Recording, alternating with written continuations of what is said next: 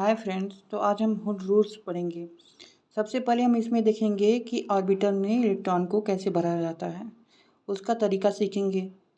तो सबसे पहले इलेक्ट्रॉन को हम 1s में भरेंगे, फिर 2s में भरेंगे, फिर 2p में भरेंगे, फिर 3s में भरेंगे, फिर 3p में भरेंगे, फिर 4s में भरेंगे।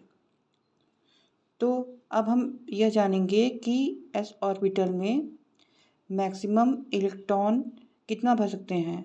तो s ऑर्बिटल में मैक्सिमम इलेक्ट्रॉन 2 भर सकते हैं। मिनिमम इलेक्ट्रॉन s ऑर्बिटल में 1 भर सकते हैं। p ऑर्बिटल में मैक्सिमम इलेक्ट्रॉन 6 भर सकते हैं। मिनिमम इलेक्ट्रॉन 3 भर सकते हैं। जबकि d ऑर्बिटल में मैक्सिमम इलेक्ट्रॉन 10 भर सकते हैं। मिनिमम इलेक्ट्रॉन 5 भर सकते हैं। तो अब हम इलेक्ट्रॉनिक विन्यास करेंगे। हाइड्रोजन का एटॉमिक नंबर 1 होता है। इलेक्ट्रॉनिक कॉन्फ़िगरेशन 1s1 होगा और ऑर्बिटल में इस तरीके से भरेंगे 1 इलेक्ट्रॉन को। हीलियम का एटॉमिक नंबर 2 होता है।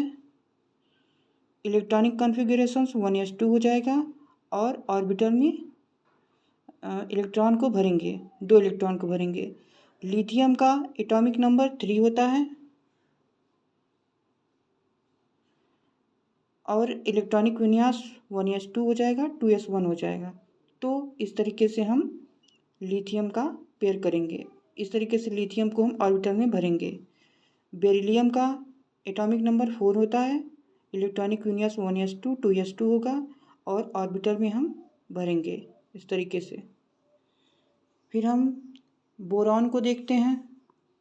बोरॉन का जो एटॉमिक नंबर होता है वो 5 होता है। तो 5 का इलेक्ट्रॉनिक विन्यास करेंगे 1s2 2s2 2p1 हो जाएगा, क्योंकि जो वो 1s2 2s2 2p1 हो गया तो कुल मिला के 5 हो गया। अब हम कार्बन को देखेंगे। कार्बन का जो एटॉमिक नंबर होता है वो 6 होता है। इसका इलेक्ट्रॉनिक विन्यास 1s2 2s2 2p2 हो जाएगा। फिर नाइट्रोजन को देखेंगे। नाइट्रोजन का जो एटॉमिक नंबर होता है कितना होता है?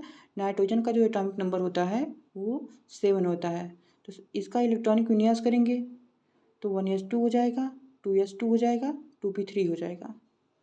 फिर हम ऑक्सीजन का इलेक्ट्रॉनिक विन्यास देखेंगे।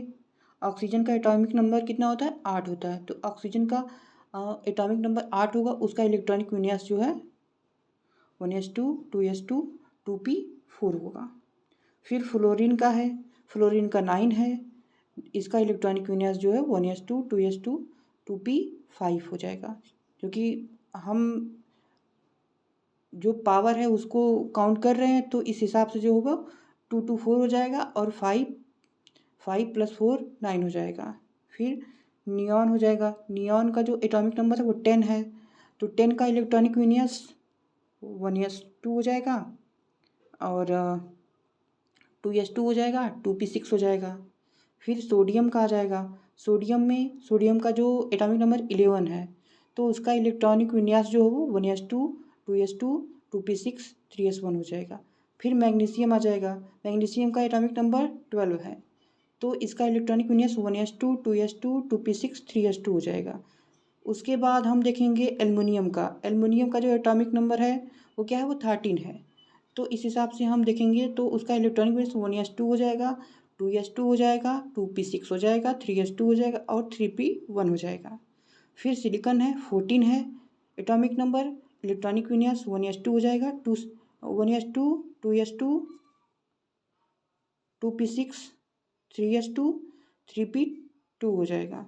फिर क्रोमियम का देखेंगे। क्रोमियम का 24 है एटॉमिक नंबर। उसका इलेक्ट्रॉनिक विन्यास 1s2 2s2 2p6 3s2 3p6 4s2 3d4 यह नहीं होगा।